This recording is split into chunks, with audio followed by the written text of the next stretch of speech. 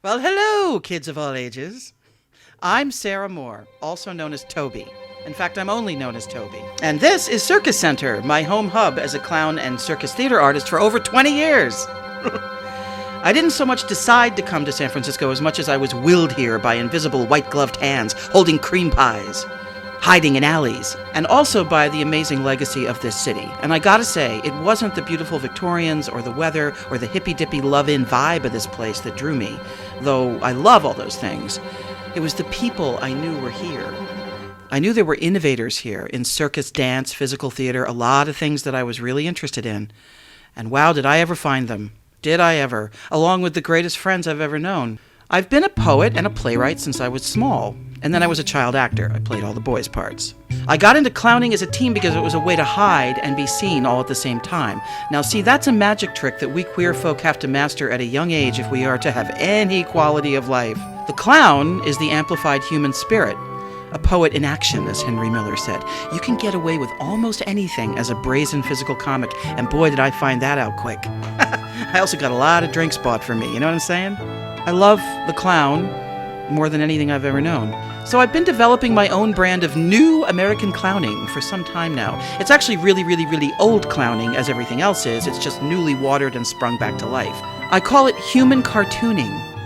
I loved Looney Tunes as a kid, and I desperately wanted to be the Tasmanian Devil, or Marvin the Martian, or that big, fluffy, crazy orange monster thing in tennis shoes. So from this was born human animation theater, an aggregate of pantomime, physical comedy, high opera, musical theater, and of course, precision idiocy. It's mad fun to perform it and very hard work to create. I've had a very lucky, very fun weirdo career, getting to embody a lot of human cartoon personas. I even ran a clown conservatory for 5 years here at Circus Center. Dominique Jando once told me, "Age is good on a clown." I agree, because the older I get, the funnier looking I get, you know what I mean? The great acrobatic master Lu Yi, he also told me something else as he taught me how to do a staircase fall. Clown wake up, no pain, dead. Not to be a cliche, but I know he meant that in both the physical and emotional sense. In 2019 and 2020, I had just completed successful runs of 2 very complex shows, Atomic Clown and then The Supers. And this was all done with a fantastically collaborative, freaking brilliant creative team, and I'm not exaggerating that. People say that all the time, but this is actually true. We were well on our way, all of us together, to this continued success as creators of human animation theater. The Supers was high clown opera.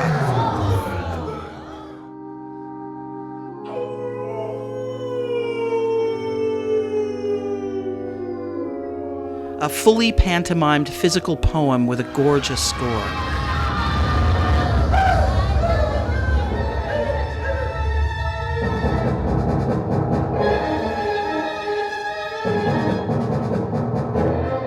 It was about refugees and otherness and immigration and being open to one another. It was about love being the last great technology. It was also one of the last shows anyone saw before the pandemic hit.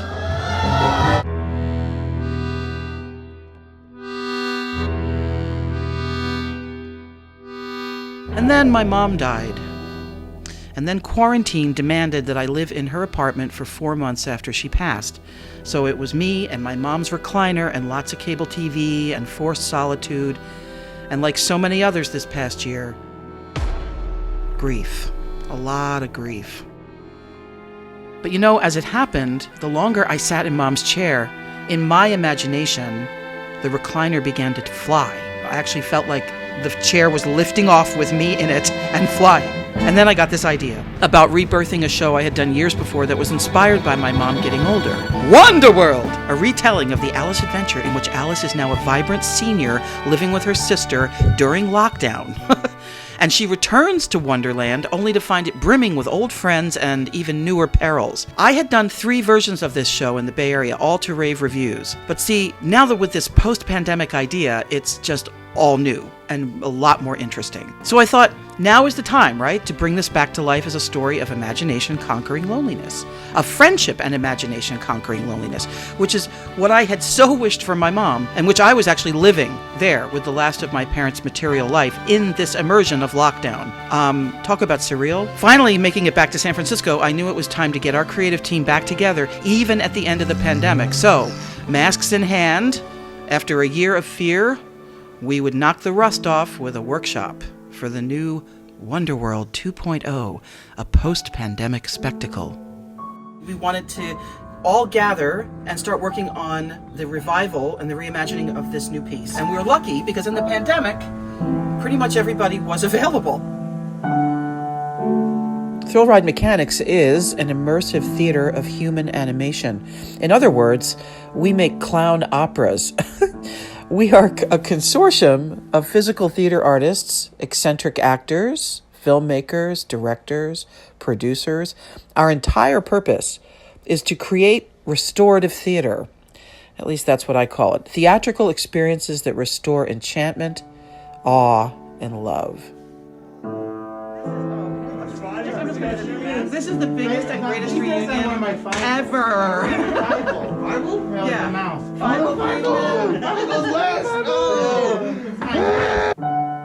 We begin in the SADDENVIEN with the two sisters, Alice and her sister, and they're sitting there with their masks on, wondering when the hell life is going to begin again.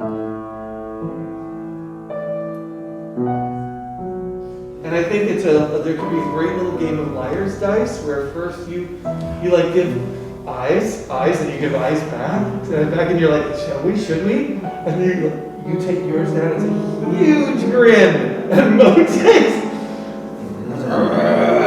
Yeah, right, exactly, because the reaction you have on that one, it's so working there's no cheering you up. Okay, so my name is Maureen McVery, and my pronouns are he, she, her. Just call me. The Titanic look. Yeah, keep looking up like that. Like, oh. My name is DiMarcello.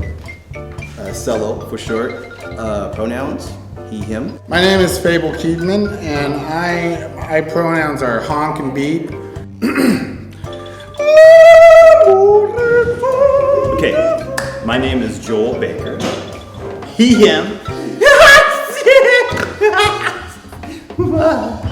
My name is Rob Reif. My pronouns are he, him, and I make music. I'm gonna make some music for the project. My name is Veronica Blair. My pronouns are she, her, and I came to this project by way of Sara Moore, who is my lifelong friend and champion and ally. First of all, more than anything, thank you. Every single one of you guys, you're like my favorite people. I'm not exaggerating that. I would not even include half of my siblings in that, but God, you caught that. Oh, yeah. Erase that! No, but I mean, like, honestly, no, my siblings are my favorite people. Okay. But we share this incredible love, this incredible passion. There's no other way to put it for what we do. And we've been like a bunch of pilots grounded with our planes for a whole year. So some of us have had tremendous personal losses. All of us have had losses, But now we're coming back.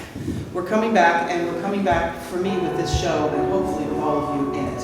And the show is called Wunderworld.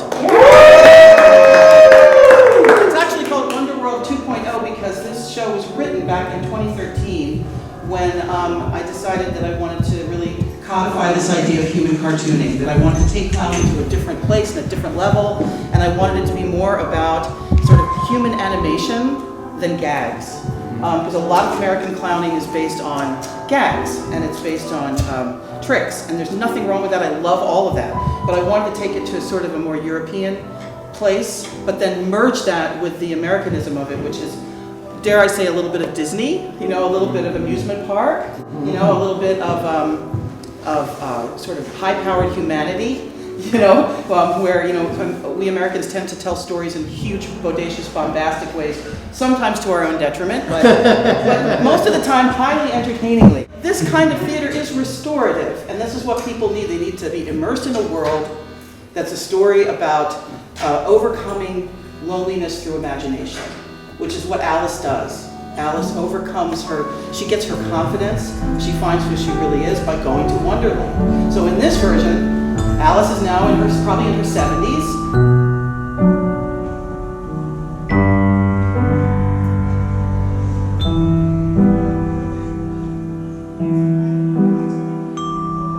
this is stage one of many, many stages of this project. I mean, it's had past lives because it's had a couple other productions on a much smaller scale, and now we're really turning it into the post-pandemic spectacle that it's meant to be. But this is the very first. This is kindergarten.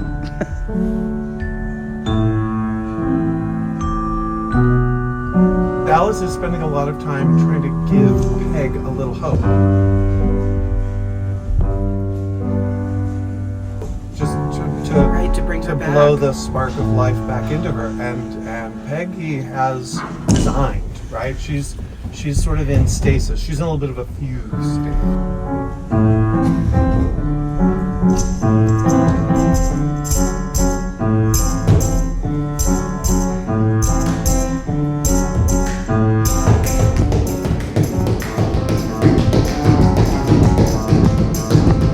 The card game in Wunderworld, even in the productions before this current one, they were always a means of focus and cheering up. That's the point of games, right? To focus and play. That's what clowns do really well. We focus and we play.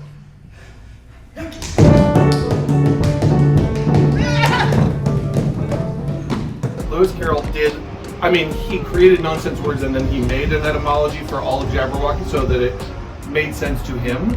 But like, he kept making up words and then people were like, that's actually a really good idea. Yeah. Like, chortle is one of his. Chortle. Runcible spoon was one of his. People were like, you mean it's a fork and a knife and a spoon all together? And they made them and they gave them out during the war. Is it gibberish or what is it? What is it? Gibberish? Clownish, clown gibberish, or clown moment or feel. I know. I can speak it. I can show you on stage better. I can tell. I have always spoken clownish because my brain can't, comprehend language and thought at the same time. So, Hang on, just fix it. So just for everybody's been. Only Toby can be like, you know what this show needs? A pandemic! And then write it and have us all excited to be here. We're not doing anything with kind of front stage, backstage attitude today. Like, what you do is what you do, where you do it. Don't worry, there's a camera. You're each going to adopt some concepts for the day and develop them. And if you fall in love with one, you can hang on to it. If you hate it, you can stick it back. These are our chances to go big. Finding the three environments in which your character lives. So there's your SADDENVIEN self, there's your Wonderland sort of original, and then there's the decrepit side of Wonderland, the Wunderworld as it's become, the seedy 70s Atlantic City boardwalk persona where everybody's just in it for a buck.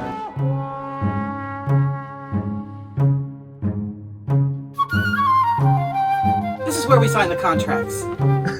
Nothing is left behind and nothing is shameful. Right, exactly. In a beautiful way, it tells kids there's no part of you that's wrong. Yeah. It says tells that to everybody, everyone. kids Right. of all ages. There's Yes. no part of you that's wrong. When you're considered fringe, then you either if you can't fix it, feature it. Right. Which is a great saying. Like if you can't fix it, feature it. Right. So you go further with it. Yeah, suddenly Which is you're the like, same I'm idea. sitting on an empire of greasy $1 bills that people have thrown at me while I work. But it's the same principle as like either you become more visible or you become invisible, and it's kind of up to you. But Peggy points to the trunk and with effort. And of course, Kashmir would blast out of here again.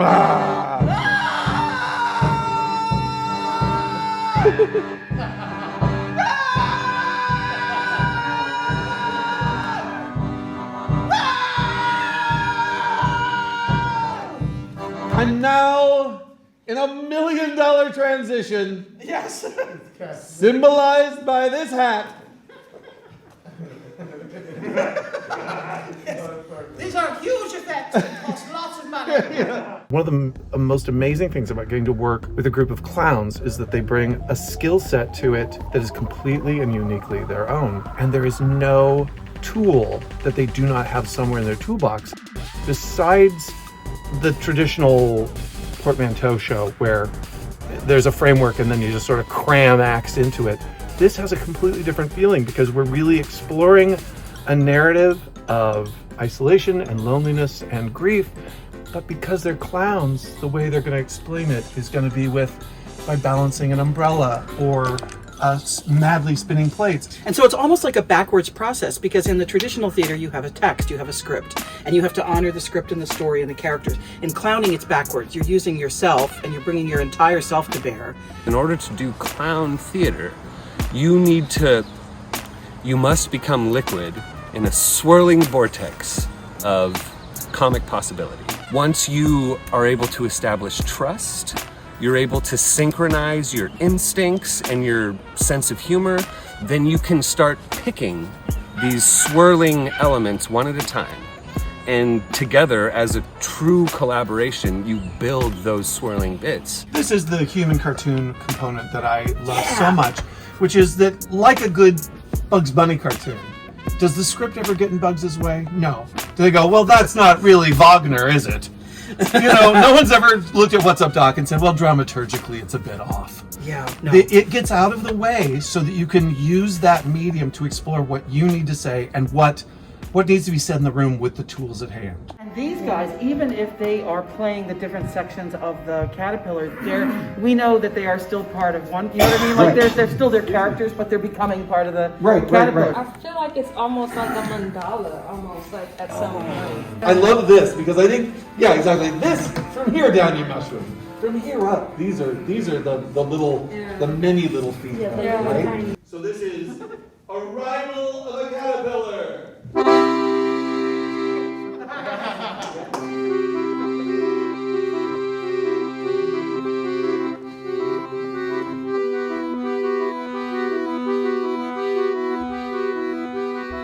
So you just gesture and I'll come.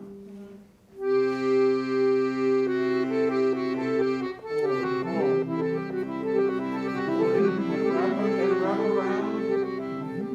around Alice.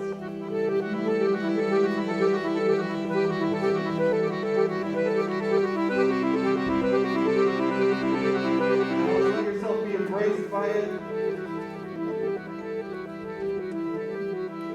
We were creating this image of the caterpillar turning into the butterfly. Beautiful. What if the caterpillar from Alice in Wonderland can become a butterfly? What if transformation, what if loss is not loss at all? Finally, Alice says, I don't know! But a transition into a new life, and that breakdowns are breakthroughs, that being questioned is actually an opportunity for growth. Everything's done. It's been done for years. Shadows grow long, silhouettes fade. I'll hold you, my love, as we watch as it all fades away. Just figure out some physicalities around it, how you approach, how you investigate each other, and some little bit of trouble you can get up to. Okay, let's try it again. Let's start from the beginning.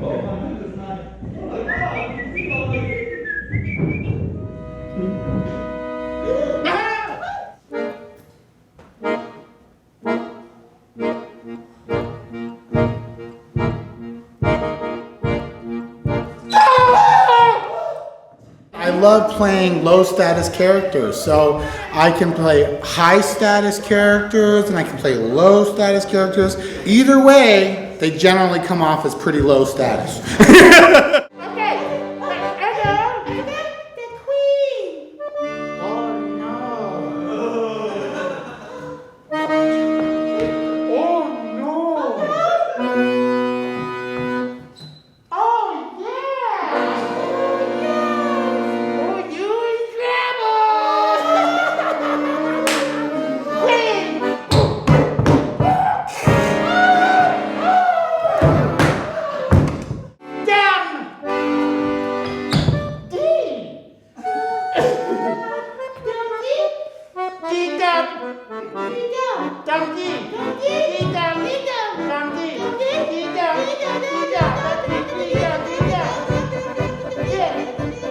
Everywhere. That's crazy. Like, I don't know, it's just like, it's everywhere, you know? On the bathroom, I'm just like, oh, okay. Dun, dun, dun. It's the tissue. nothing will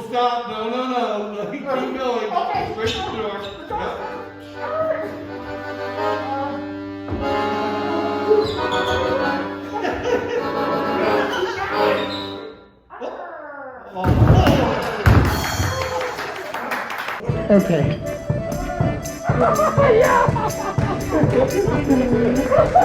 Okay, let me put it back here. What's going on, little girl? You look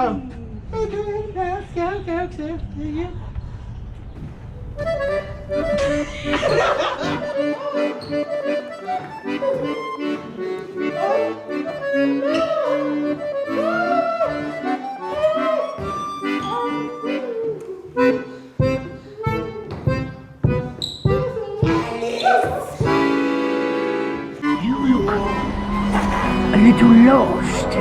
Are you lost?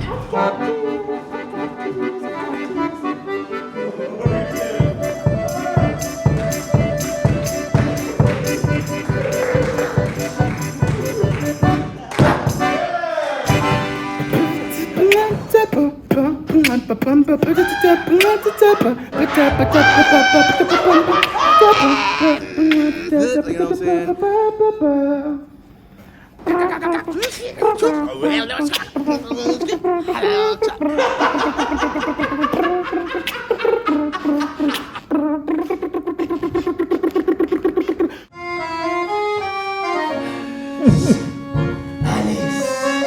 I don't know how to say it. How you say it? The cha-cha. So we're gonna see, and I love that. That's crazy. I love that character. And can you maybe kind of do like make a ham bone pat down on yourself and then make Alice repeat it?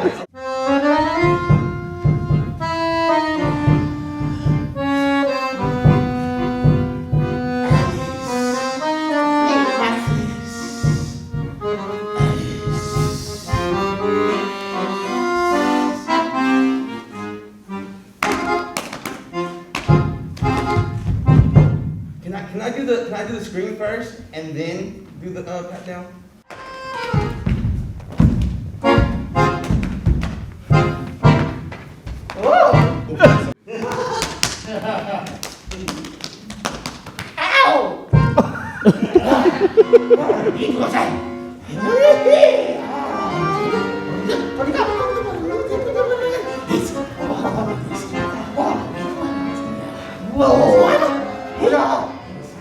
Well, tell me what that experience was like for you coming from the world of film and theater. The Supers was super trippy because you're basically given a beautifully written, essentially 15-page tone poem. Fill it! Make it an hour! And there's no real set way that I could think of on how to make this work.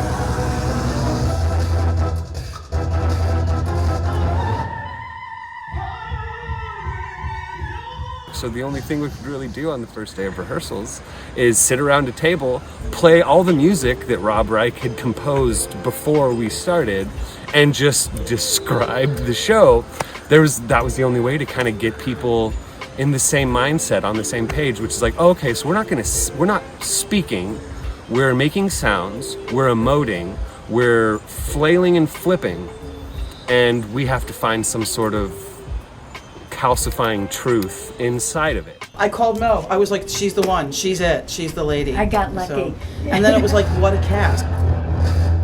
Restorative theater is about restoring heart, restoring soul, restoring love. And we said in the Supers that love is the last great technology. And that's kind of the through line of what Thrillride mechanics is.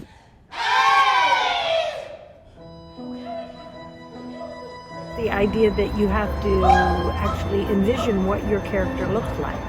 And I thought that, coming from a more professional theater background, it's never an equation. You're presented with a look at the first day. And so I remember meeting and just like giving 3 archetypes and you guys saying, yes, this one, and then just going with that. And just having that level of part of the creative process is really groovy for an old bag. The last show, we were superheroes, and now we're coming to this whole another world. Like, we're out in the universe, but this is also another universe, I guess you could say multiverse of another story. If Wunderworld is about the restoration of enchantment, then the Supers is about the restoration of love. You just basically, all you can really do is take that one impulse, the illusion of chaos, like controlled chaos, and just dive in. You're actively encouraged to make mistakes. Yeah. And that's like the one job. That's my job. And so working regular jobs, it's not so funny for them, but it's funny for me.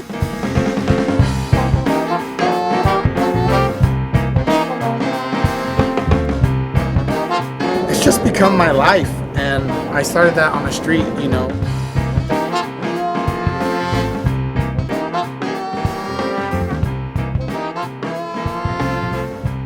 And I just learned, like, there's a certain freedom that comes with being a clown. Yeah. And it's hard to really walk away from that. Yeah, it's really hard to walk away.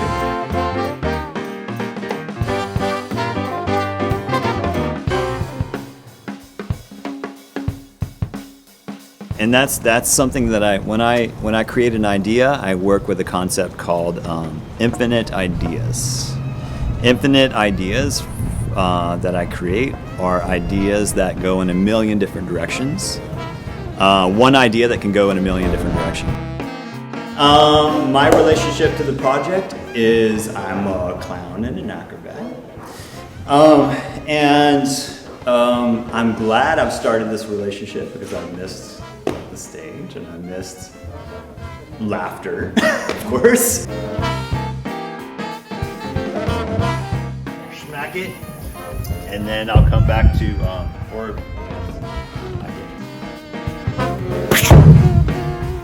and then we go back. Last part is that I would say there's 3 rules I have. And that would be to never be lazy, always be working on a new idea, right? And save your money.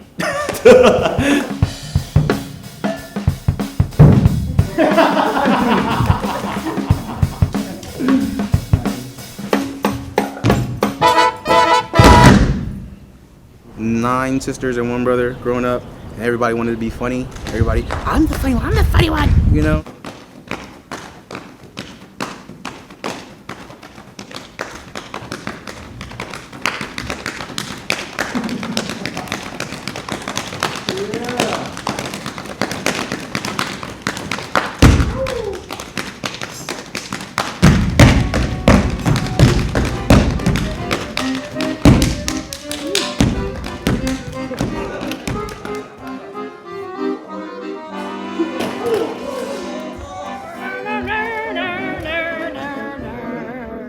Though she may look clean like a living movie queen, look out for the good time girl. And by the way, I am a genius, so I don't know. She is a genius.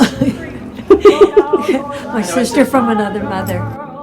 At a dime a dance, you may think you found romance, 'cause she cuddles till your eyebrows curl. She'll communicate a sore like you never saw before. Look out for the good time girl. No, but it'll be fun. We're going to keep doing these. This is clown opera. This is, human animation theater. We're going to keep doing it. Yes, and your neck doesn't hurt like after a roller coaster. Even though it's okay with me, man. I love roller coasters. Do you? Come on, you do. Well, Mom. I do, except sometimes I get a little scared. Well, of course. So go slow, go slow, go slow, mister.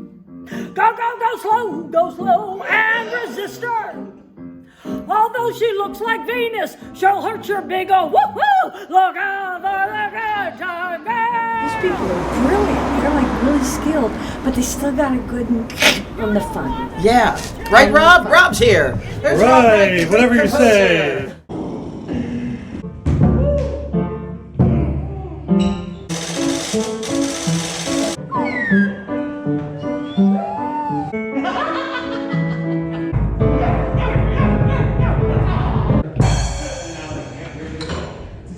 Gosh, I mean, it's sort of a combination of the head and the heart, I'd say, the serious and the schmaltz.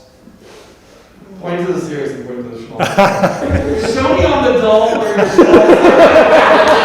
The schmaltz. It's Yeah, everybody get back. I want to see how it goes.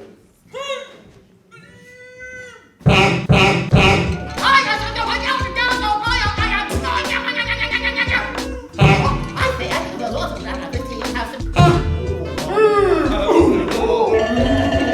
This is character morphing 101.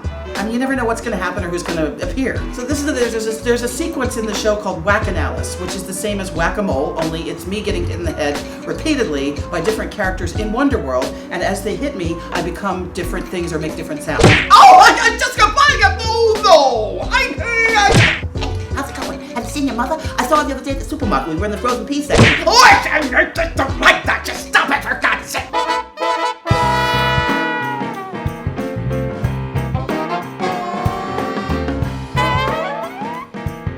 I am here to bring you parts of me that I don't even know exist. Parts of me that I know are deep down in there and are waiting to come to the surface.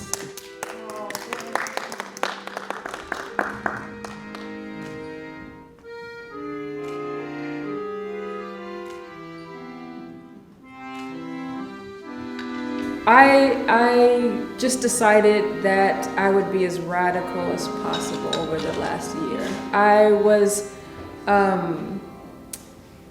very successful early on in my career and unstoppable, and I had that young rebellious energy, and then I came back to San Francisco. I became out of touch with the part of myself that was magical. And so the pandemic helped me to be able to get back in touch with that and kind of ignite the fire that is, I have something to say and I have something to give, and I'm gonna do that.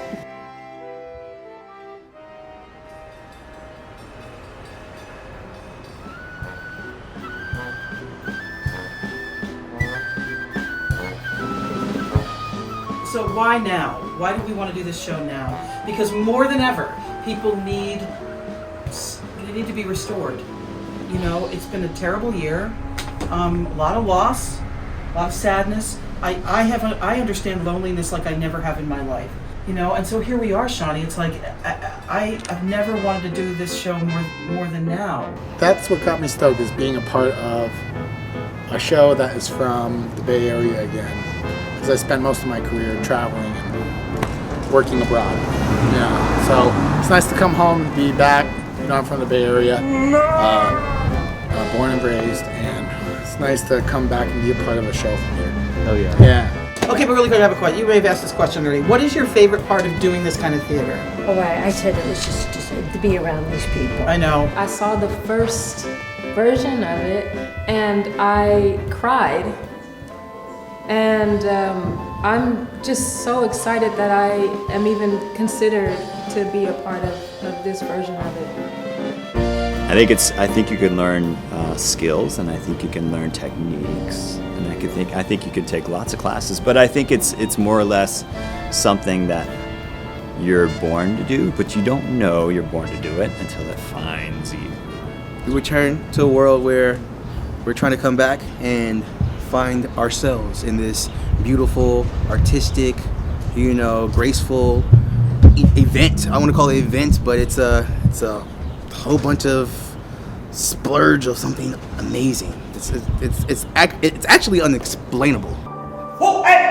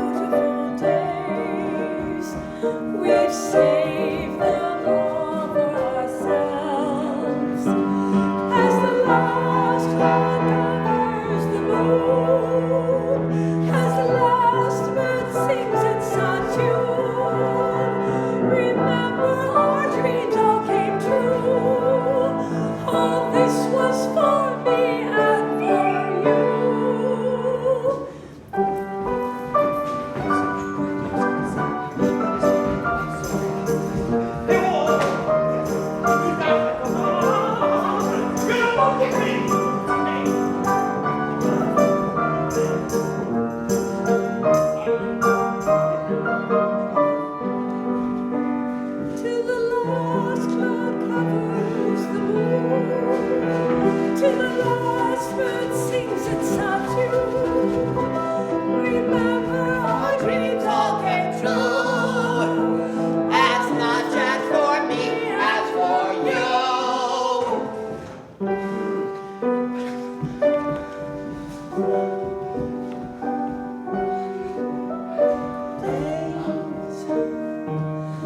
I guess that's all we have left. Enjoy the last few beautiful days. We've saved them all for ourselves. As the last cloud covers the moon, as the last bird sings its sad tune, I guess all our dreams did come true. As much as for me, as for you.